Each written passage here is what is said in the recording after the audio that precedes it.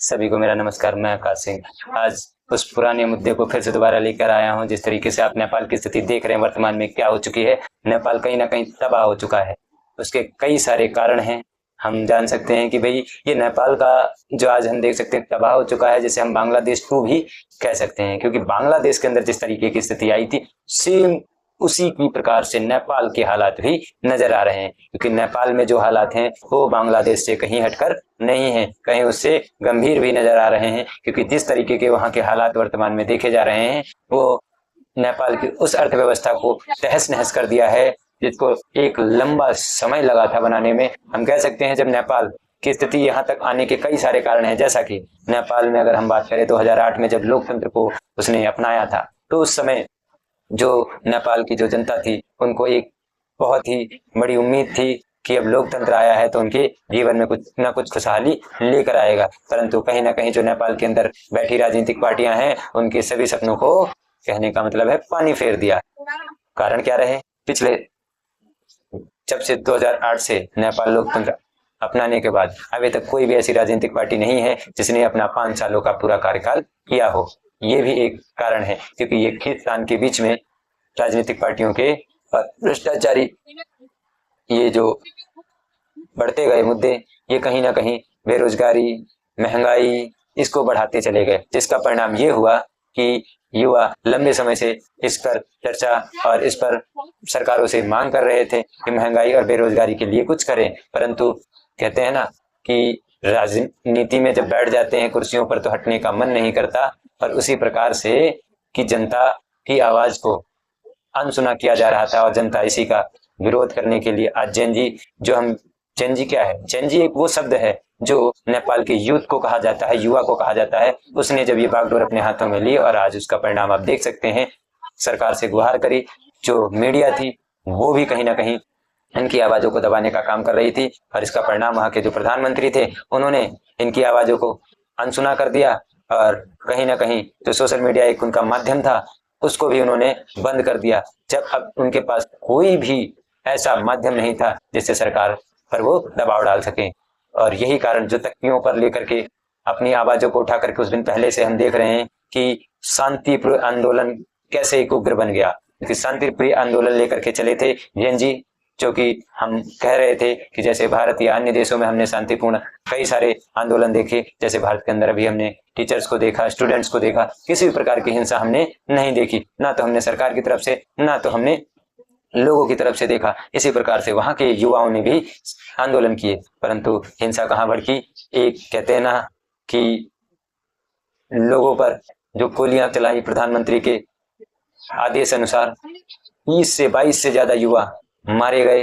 वो युवा था, वो जेनजी था जो 18 से 28 साल की उम्र या 30 साल की उम्र के होंगे। इन पर गोलियां चलाना, छाती पर गोलियां खाने वाला हर शख्स यही कह रहा था कि हमने नेपाल के लिए और नेपाल की स्थिति को सुधारने के लिए गोली खाई। और वो एक जूता जो बहुत ज्यादा फेमस है, तो उसने पूरी दुनिया पर कहीं ना कहीं हम सोशल मीडिया पर देख रहे हैं कि छाया हुआ है। वो जूता जो किसी एक जेनजी का या किसी एक युवा का है जो पूरा खून से लथपथ है, जिसको हमने देखा।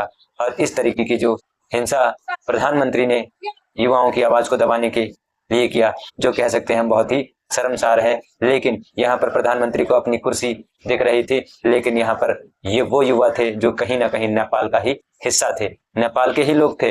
नेपाल के प्रधानमंत्री भूल गए कि हम अपने ही देश के बच्चों पर क्या कर रहे हैं, गोलियां चला रहे हैं, या हम अपने ही लोगों पर इस तरीके की कार्रवाई करना कहीं ना कहीं नेपाल के प्रधानमंत्री को शोभा नहीं देता। युवा उसके बाद भी शांति प्रिय लगा रहा, लेकिन जब उनकी जिंदगी और मौत के बीच का खेल हो गया तो युवाओं को मजबूरी में हाथों में डंडे और हाथों में हथियार उठाने पड़े। और जिसका परिणाम आपने देखा कि वहां के नेताओं को दौड़ा दौड़ा के नंगा करके रोडों पे मारा गया, उनके घरों को लूट दिया गया।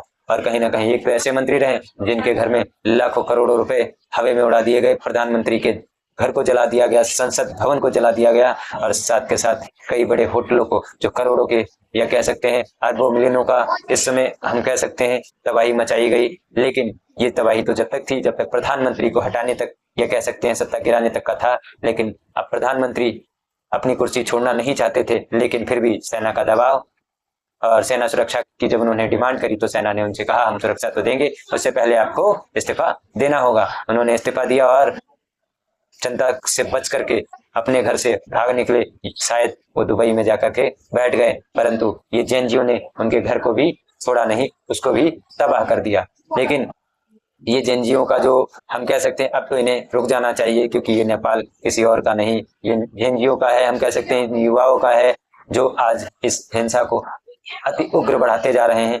अब तो प्रधानमंत्री ने भी इस्तीफा दे दिया, सारे मंत्रियों ने भी इस्तीफा दे दिया, अब तो हिंसा रुक जानी चाहिए। अब वो हिंसा, आज हम जिस हिंसा की बात करें वो हिंसा किसी सरकार या किसी सोशल मीडिया के लिए तो अब तो बची ही नहीं, क्योंकि प्रधानमंत्री नहीं रहे तो उनके फैसलों की कोई बात ही नहीं करता। अब तो युवाओं को अपने नेपाल को बचा के रखना चाहिए। पशुपतिनाथ मंदिर जो कहीं ना कहीं हिंदुओं की एक आस्था का और नेपाल की एक पौराणिक पहचान है, आज उस पर भी कहीं ना कहीं कई बार हमले किए गए, गेट को तोड़ने के प्रयत्न किए गए। लेकिन कहीं ना कहीं ये नेपाल को, जेएनजीओ को समझना होगा, ये पर्यटक का एक महत्वपूर्ण हिस्सा है। अगर ये भी तबाह हो गया तो आय के स्रोत क्या रहेंगे, क्या भविष्य रहेगा नेपाल को, ये जेएनजीओ को सोचना होगा। और जेएनजीओ को ये हिंसा यहीं रोक करके इसको आगे भविष्य के लिए एक नई रणनीति, नई योजनाएं जरूर बनानी होंगी। नहीं तो नेपाल आज हम कह सकते हैं श्रीलंका से भी कहीं ज्यादा नीचे गिर जाएगा। अगर वहां की जीडीपी 2-3% अगर नीचे गिरी तो जो हम कह सकते हैं 12% बेरोजगारी थी वो शायद 20 से ऊपर हो सकती है। इसके अलावा महंगाई या गरीबी हम कह सकते हैं 20% से लगभग थी, लेकिन वो गरीबी हम कह सकते हैं उससे कहीं ज्यादा भी हो सकती है।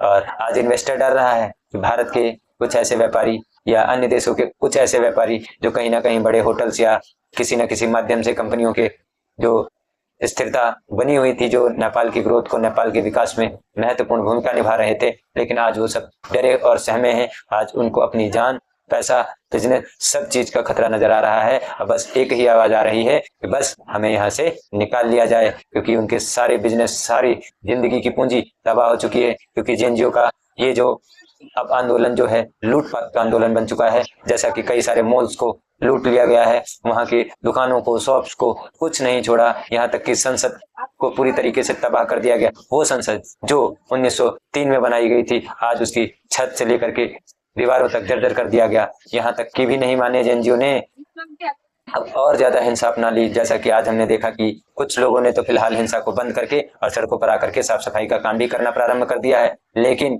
ये हिंसा सेना के लिए भी कहीं ना कहीं बची नहीं रही, क्योंकि सेना भी इसके प्रभावित रही। सेनाओं से लोगों ने वर्दियां छीन ली, पुलिस वालों को मारा, हथियार छीन लिए, और कहीं ना कहीं जिस डीजीपी ने गोली चलाई थी जेएनजी पर, एक को मारा था, उस डीजीपी को भी जेएनजीओ ने मार पीट के उसकी जान ले ली। नेता, आधे से ज्यादा नेता ऐसे रहे जिनके घरों को लूट लिया गया, मार दिया गया, इस्तीफा भी दे दिया गया।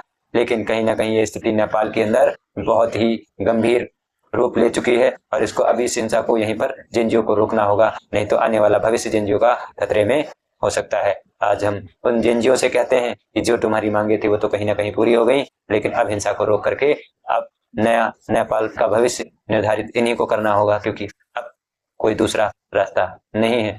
अभी भी हिंसा नहीं रोकी तो आने वाले समय में ये हिंसा कहीं ना कहीं नेपाल में होने वाले पर्यटक या अन्य जो संसाधन हैं उनके विकास में सभी के सभी रोक दिए जाएंगे, और दुनिया भर के जो इन्वेस्टर हैं, जो पर्यटक हैं, वो नेपाल में आने से डरेंगे। तो नेपाल के लोगों को उन पर्यटकों के प्रति सहानुभूति और कहीं ना कहीं उनके खतरे को कम करके दिखाना होगा कि उनको किसी भी प्रकार का खतरा नहीं है। आज हम कह सकते हैं जेएनजीओ ने लगभग 13,000 से ज्यादा कैदियों को जेल से निकाल दिया है। ये भी कहीं ना कहीं हिंसा का एक बड़ा रूप कह सकते हैं, क्योंकि जो हिंसा जेएनजीओ ने करी है उसका सबसे बड़ा और भयावह दृश्य ये रहा कि 13,000 कैदी आज भारत के सभी बॉर्डर जो नेपाल से लगते हैं, बड़ी गंभीर स्थिति है, सेना तैनात कर दी गई है, क्योंकि वो जो कैदी हैं भागकर कहीं ना कहीं, या वहां की जो जनता है भाग करके भारत की ओर देख रही है। लेकिन क्या भारत के अंदर ये भीड़, ये हिंसक लोग अगर आ जाते हैं तो क्या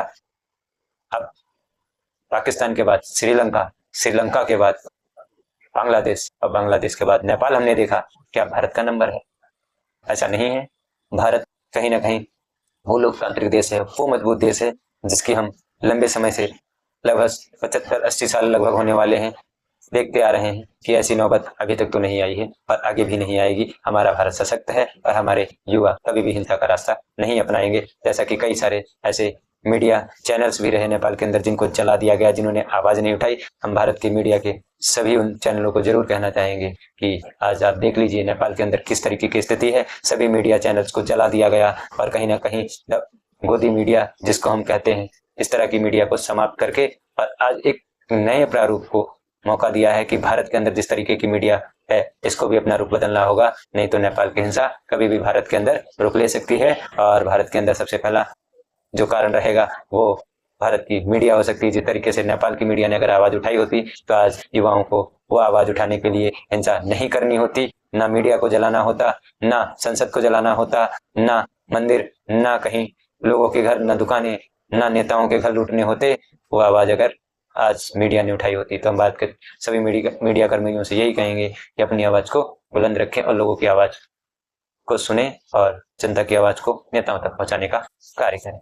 आज की हमारा टॉपिक यहीं खत्म होता है और जैसा कि हमने पिछली वीडियो में भी कहा था, हमने एक एनजीओ जो हमारा कुछ साथियों ने मिलकर स्टार्ट किया है वो अभी फिलहाल जिसका नाम है एजीएस अवेयरनेस एसोसिएशन, जो लोगों की भलाई के लिए, कल्याण के लिए काम कर रहा है। हम चाहते हैं हमारे माध्यम से आप भी उससे जुड़े और जल्द ही आपको उसके जो लिंक हैं जुड़ने के, या हम कह सकते हैं माध्यम हैं, जैसे कि एजुकेशन सेक्टर, हेल्थ सेक्टर, इन सब पे, और इसके अलावा लीगल, वुमेन्स के ऊपर भी कहीं ना कहीं ये एनजीओ कार्य कर रहा है। तो हम चाहेंगे आपके माध्यम से जो उनकी सहायता हो सके आप जरूर उनसे जुड़कर करिएगा और ऐसे जनता के हित के लिए हम भी कार्यरत हैं और आप भी रहिएगा। हम चाहते हैं आप भी हमारे साथ जुड़े रहें। सभी को मेरा नमस्कार।